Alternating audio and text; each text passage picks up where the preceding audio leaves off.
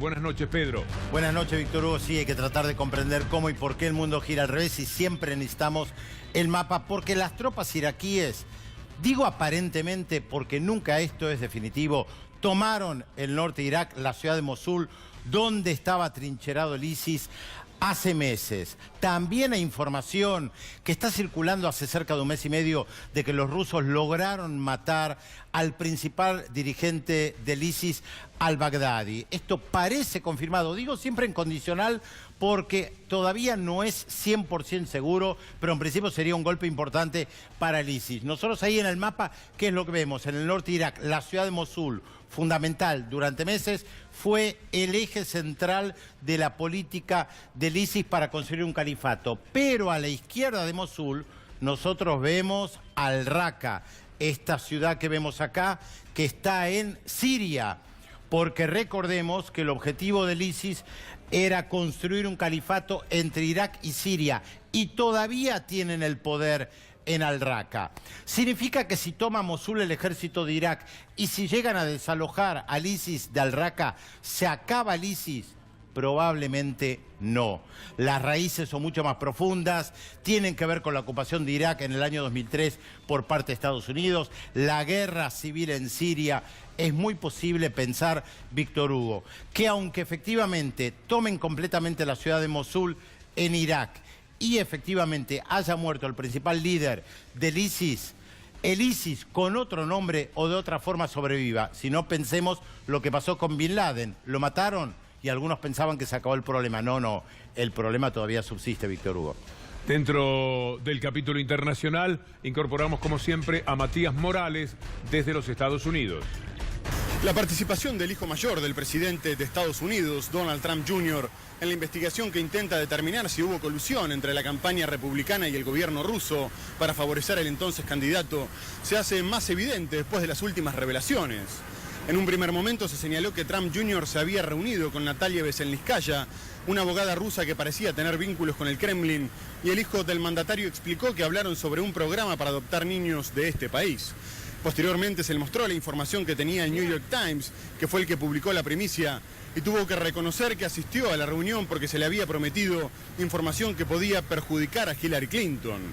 El día de hoy, tanto el periódico como Trump Jr. dieron a conocer los correos electrónicos en los que se le comunicaba que el gobierno ruso estaba intentando favorecer a su padre y que la información que se le quería proporcionar en contra de la entonces candidata demócrata provenía del más alto nivel, a lo que el hijo del presidente respondió que le encantaría recibirla. Si bien no está claro que la reunión haya sido ilegal, el diario asegura que se trata del primer indicio público de que algunos miembros de la campaña republicana estuvieron dispuestos a aceptar la ayuda de Rusia.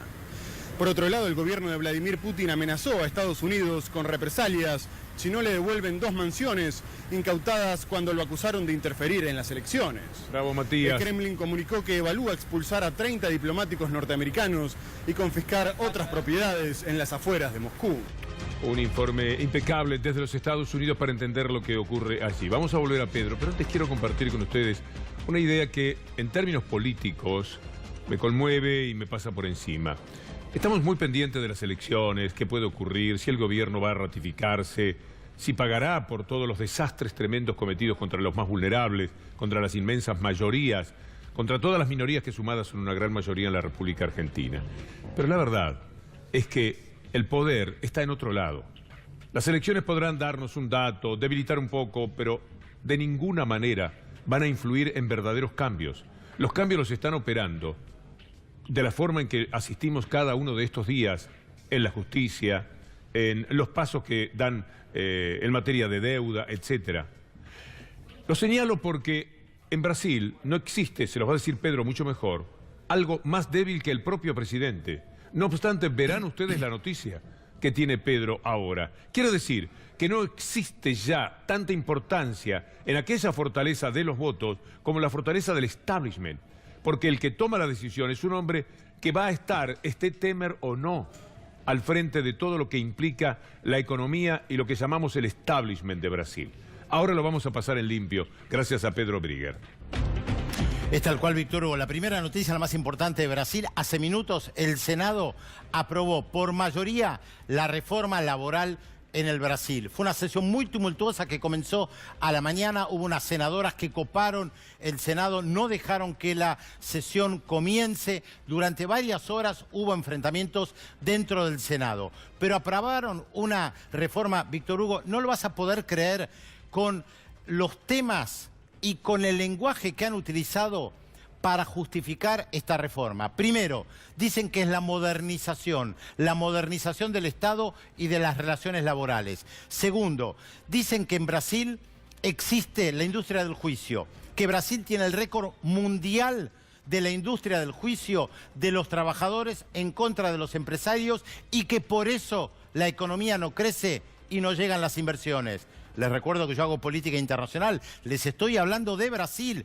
Este fue el eje del debate para convencer a la población a través de páginas y páginas de los medios de comunicación, las radios, las televisiones, de que había que llevar adelante una reforma laboral que supuestamente favorece a los trabajadores, cuando en realidad está favoreciendo a los empresarios. Los convenios colectivos de trabajo prácticamente dejarán de existir. Se puede extender la jornada laboral prácticamente sin límite. Es un gran retroceso para los trabajadores brasileños lo que se está votando en estos momentos, lo que se acaba de votar en el Brasil. Lo increíble es cómo se utiliza la expresión modernización del Estado. Hace un tiempo atrás les decíamos, Milton Friedman en el año 1975 le escribía una carta a Pinochet y le hablaba de la modernización del Estado. Quería una reforma laboral también. Martínez de Oz en la Argentina, durante la dictadura, también hablaba de la modernización del Estado. Siempre se habla de la modernización del Estado.